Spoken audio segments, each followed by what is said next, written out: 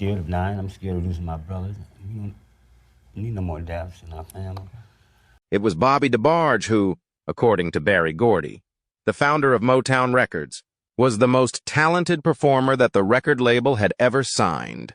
Nevertheless, after Bobby's passing, his family validated a few tales that had been circulating about Bobby, his early life, and the mysteries that surrounded the DeBarge family. As you watch this video, you will gain a better understanding of these rumors and how his life was full of unfortunate events. However, prior to getting into those specifics, let's take a look at Bobby's childhood in order to have an understanding of the experiences that molded this legendary musician. Early life. On March 5, 1956, Robert Bobby DeBarge Jr. was born in the city of Detroit, in the state of Michigan. Ederline DeBarge was his mother, and Robert Bobby DeBarge Sr. was his father. He was named after his father, although Bobby DeBarge Sr. was a white guy serving in the military. Ederline DeBarge was a lady of African-American descent who was a singer and songwriter of gospel music. During the time that he was still married to Ederline DeBarge, Robert DeBarge Sr. became the father of 5 additional children with a different lady, as stated in various reports. As Bobby was growing up, he experienced a very difficult upbringing, and his life was full of traumatic experiences. In the past, his father would not only physically assault him, but he would also take advantage of him by robbing him of his innocence. Bobby's first experience with heroin occurred when he was 15 years old, and until the end of his life, he was unable to break free from his addiction to this substance. During the early 1970s, Bobby and his family moved to Grand Rapids, Michigan, following the separation and divorce of his parents. According to the information that was gathered, his father, Robert DeBarge Sr., was an extremely violent individual who frequently assaulted his wife.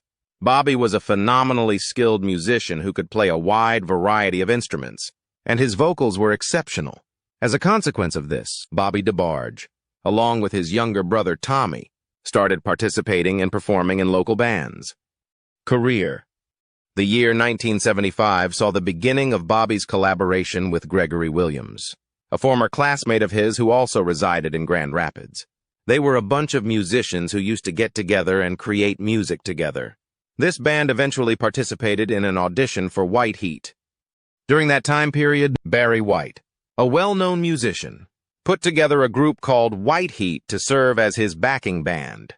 In the latter part of that year, they issued their debut album, which was the result of a successful audition for White Heat. As a result of the burdensome taxes that were imposed the following year, Barry White decided to separate all of the musicians from the band, leaving him with only one. Pall Mall Groove was the name of the album that was released by the group in 1976 under the name Hot Ice. The members of the group included Bobby, his brother Tommy DeBarge, Gregory Williams, Philip Ingram, and other musicians. There was also a song on the Pall Mall Groove album that was titled Please Don't Let Me Go. Bobby was the one who composed this song, and he also sang and played the piano on this track. In Germany and Polydor, the album was initially released.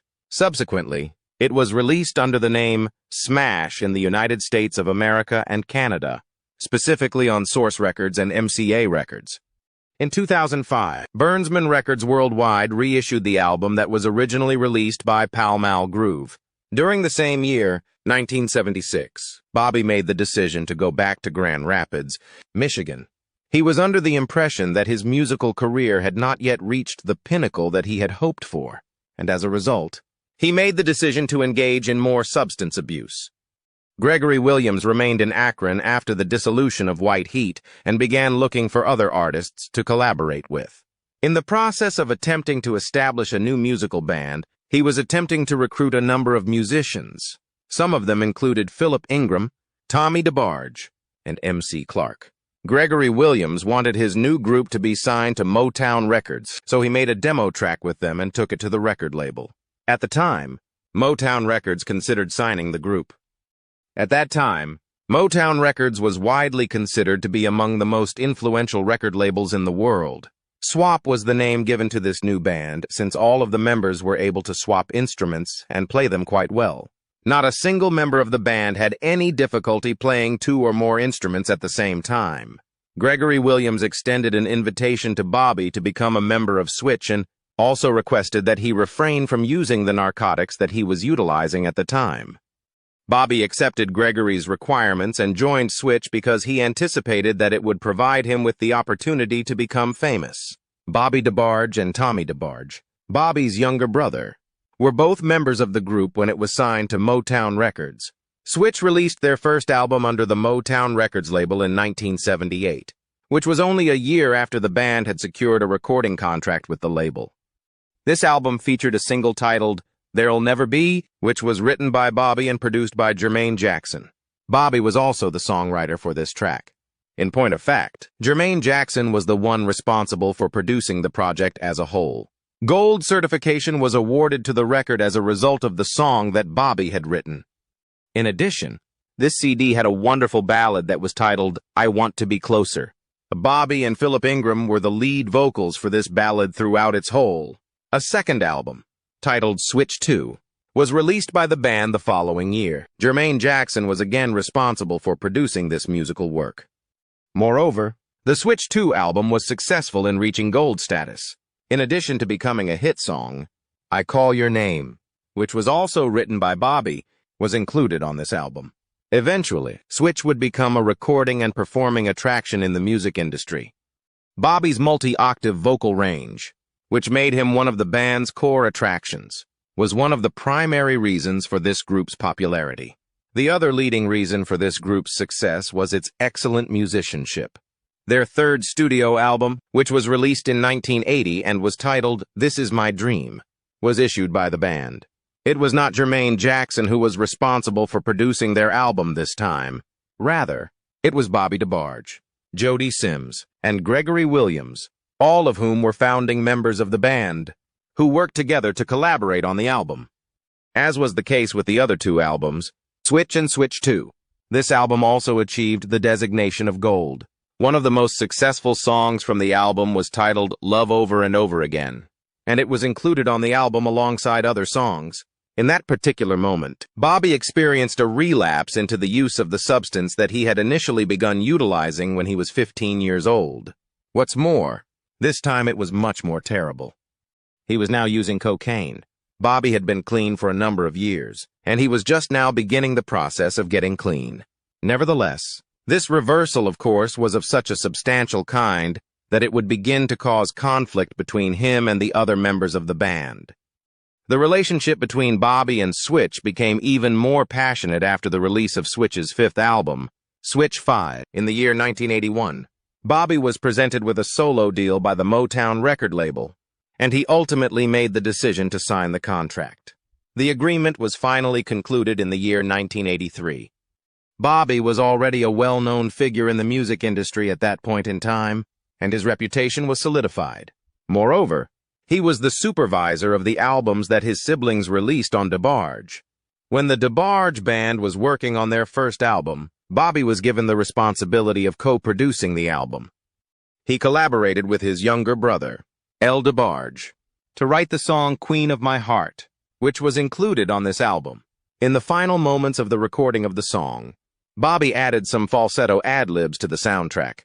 Queen of My Heart was one of the songs that Bobby included on his third studio album, which was titled In a Special Way. Creating a more refined version of this record was his younger brother, L. DeBarge, who was the producer of this album. By the year 1987, L. DeBarge and Bunny DeBarge, the eldest of the DeBarge sisters, made the decision to leave the DeBarge group in order to pursue their own individual careers. Due to the fact that he was just as gifted as his brother Bobby, L. DeBarge had the most successful solo career of all of them. It was during this period that Bobby was having a difficult time advancing his career as a solo artist. As a consequence of this, he made the decision to join his siblings, and collectively they created a reimagined version of DeBarge and released an album titled Bad Boys. Bobby and James DeBarge, Bobby's younger brother, came to the conclusion that they would take turns doing the lead vocals for the Bad Boys record project. In spite of the fact that it appeared as though he had at long last discovered something beneficial for himself, things were going to take a dramatic turn, and his life was going to be turned upside down. Bobby was taken into custody for the trafficking of substances in the year 1988, while he was in Grand Rapids, Michigan. If convicted, he would be sentenced to 5 years in jail in the state of Wisconsin. Following the completion of his sentence, he was eventually freed from prison. Bobby had returned to making high-quality songs and was even given the opportunity to perform at a variety of events throughout the year. It was said that he had contracted the HIV virus in the late 1980s before he was ever condemned to a jail in Wisconsin. At this time, he was fighting AIDS, and it was established that he had contracted the virus. The album that Bobby had been working on for his entire life was finished at that moment. During a period in his life when his health was in a terrible state, he issued an album with the title It's Not Over. Bobby was not around to see the independent sales of his final album, which was a great disappointment. Personal life.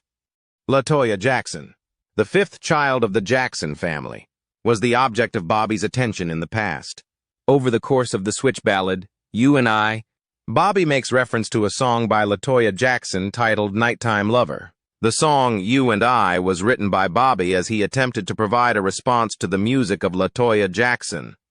The unfortunate reality is that Bobby's affection for LaToya slowly waned, and the two of them ultimately made the decision to separate ways. Additionally, it is interesting to note that James DeBarge, Bobby's brother, was involved in a romantic connection with Janet Jackson, another Jackson sibling.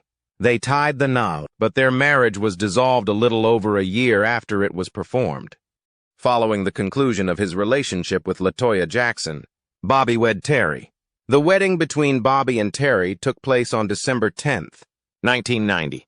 During his marriage to Terry, Bobby was blessed with 2 children, Christian and Bobby III, respectively.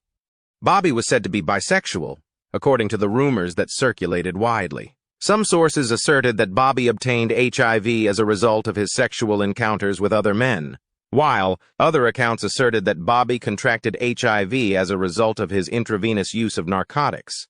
During an episode of the television series known as Unsung, which was broadcast on TV1, Bobby DeBarge and Gregory Williams, who had previously been Bobby DeBarge's Switch bandmate, would talk about the fact that Bobby DeBarge is sexually active. There was a post that Bobby DeBarge made on Facebook on July 31, 2017, in which she stated that her brother Bobby was bisexual. That did not appeal to him in any way. Nevertheless, he was not a punk. Equally, I am not. The heart was displayed. It is necessary to start with a clean slate. As you now prefer, it was not in a closet. Rather, it was at the location where it revealed itself. In spite of the fact that it was done in an unfair manner, a false picture was painted of me in public and felt comfortable with. Therefore, I am making good on a promise that my brother made to me. Not yet is it over. The conversations that Bobby DeBarge and Gregory Williams had with Bobby do not provide sufficient evidence to determine whether or not Bobby was actually bisexual.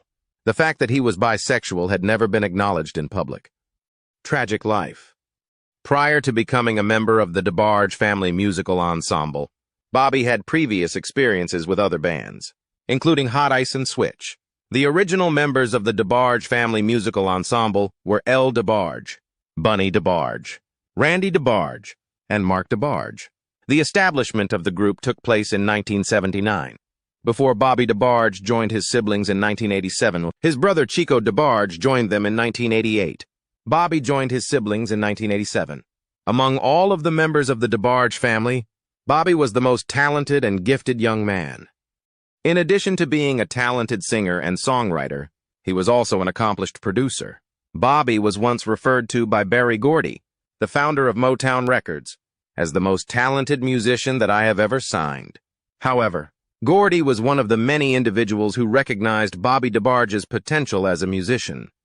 Bernd Lichters, a music producer, also remarked about him, stating that he had never heard someone sound quite like Bobby, and that he had never heard anyone seem so effortlessly capable of doing so. When it came to music, he was in a class all by himself. He possessed a tremendous amount of passion and charisma, and he was one of those individuals who was simply endowed in a certain manner. Although Bobby possessed a great deal of talent, he was a troubled person. He was a victim of disaster after tragedy throughout his entire life. It is possible that the traumatic experiences he had as a child, which remained unresolved in his psyche, were the cause of these disasters. Bobby was unable to find a way out of the dreadful world he had entered when he began using substances in the late 1970s. He was trapped in that situation. Bobby asserts that the reason he fell so far into the abyss of substance abuse was because his father, Robert DeBarge Sr., deprived him of his innocence when he was a little child. This was the sole reason for Bobby's descent into substance abuse. Later on, Chico DeBarge, Bobby's brother, would verify Bobby's assertions of the sins committed by his father. Bobby allegedly found himself in this dark place as a result of the influences and temptations that come with fame, as stated by other stories. When Bobby was 15 years old, however, he began using chemicals that can be considered illicit. Bobby's career in music had not yet reached its pinnacle at the time, and he was not a famous musician. As a result, it is highly improbable that Bobby fell into the abyss of substance abuse as a result of the influences and temptations that came along with his celebrity. Bobby was the first of his siblings to fall victim to the dreadful world of substance abuse. He developed a habit that he was unable to break, which resulted in the creation of a monster that he was unable to control. Bobby was the first of his siblings to succumb to the addiction. Bobby reportedly began using these chemicals while he was a teenager, as stated in the story that was distributed by a media site that is known as Vibe. Bobby was one of the two lead singers for Switch at the time, along with Philip Ingram, and he was also contributing to the band's musical output during that period. Switch consisted of a group of individuals that had several talents, including the ability to sing and play multiple instruments. In addition to playing the piano and drums, Bobby was the lead vocalist for the band. The unanticipated events that occurred when Bobby joined his siblings in the family musical ensemble would force his family members to experience a great deal of suffering. The year 1985 saw the debut of the well-known song Rhythm of the Night, which was performed by him and his siblings. It appeared as though they were destined for greatness. Nevertheless, the enormous quantity of darkness that was waiting for them would not be overcome by any amount of light. In the year 1988, Bobby DeBarge, along with his brother Chico DeBarge and 4 other individuals, were taken into custody for the purpose of trafficking illegal narcotics. Bobby had transitioned from being a user of the narcotics to becoming a provider and distributor of them. What had begun as a matter of amusement turned into a prison sentence for a habit as well as a prison sentence for the habit itself at that time. Bobby, along with the other 4 individuals and his brother, was taken into custody in Grand Rapids, Michigan. Every single one of them showed up in court, and in the end, they were all found guilty and sentenced to lengthy prison terms. Bobby was given a prison sentence of 5 years, while Chico, Bobby's brother, was given a prison sentence of 6 years. The DeBarge Music Group was dissolved in 1989 as a direct consequence of Bobby and Chico's incarceration by the authorities. The United Press International, UPI, has reported that Bobby and Chico DeBarge had the intention of smuggling cocaine into the state of Michigan. The brothers were reportedly planning to bring in more than 2 pounds of the narcotic from Los Angeles when they were discovered, according to the newspaper. During a passenger search at Detroit Metropolitan Airport, Chico and another co-conspirator were discovered to be in possession of parcels containing the drug. Some alarming information was brought to Bobby's attention when he was serving his 5-year prison sentence, as stated in an article that was posted by Lovely T.I. Bobby was incarcerated when he obtained the knowledge that he was infected with HIV.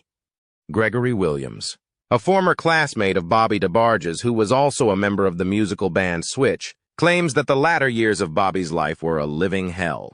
As a result of his separation from his wife and children, he exhibited paranoid behavior against everyone. Bobby was well aware that his life was essentially finished. Bobby became increasingly estranged from his family as his health continued to deteriorate. Although it was stated that he became infected with the terrible disease when he was serving his sentence in the Wisconsin jail, the most trustworthy source suggests that it was due to the fact that he was using narcotics through intravenous means. During that time period, there was no pharmaceutical that was capable of effectively combating the virus. Gregory, a former classmate of his, would state that Bobby was always very sensitive and distant, and that Mr. DeBarge was responsible for a great deal of mistreatment of Bobby. He turned to substance abuse as his primary means of escape. "It's Not Over" was the title of the record that Bobby was able to complete before he passed away. In later years, after the record had been released, he came to the realization that his career had ended.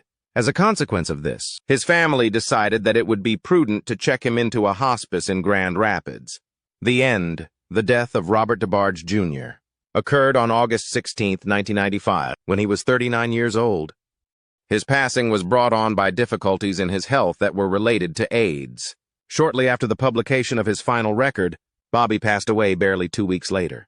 According to the obituary that was published on Find a Grave, the reason for his passing was due to his chronic usage of various narcotics. The body of Bobby DeBarge was laid to rest at the Garfield Park Cemetery in Grand Rapids, which is located in the state of Michigan. At the time of Bobby's passing, his siblings discussed him and how he had a significant impact on their professional lives. DeBarge discussed the many talents and influences that his brother possessed. In addition to that, he discussed how Bobby was the one who taught him music, stating that Bobby was the true star. "Everything I know about music is a result of his instruction. He was an extraordinary musician. It is impossible to imagine DeBarge existing without Bobby. It was he who was the driving force behind our music." His sister, Bunny DeBarge, would tell about the difficulties that her brother Bobby had to go through. She would add that although all of us had our own difficulties, Bobby's were the most difficult experiences. He, along with all of us, suffered the consequences of his addiction. When James DeBarge was asked about Bobby's charismatic personality, he stated that Bobby possessed an excellent presence. When he entered a room, you could feel it for a moment. On stage, he was very captivating.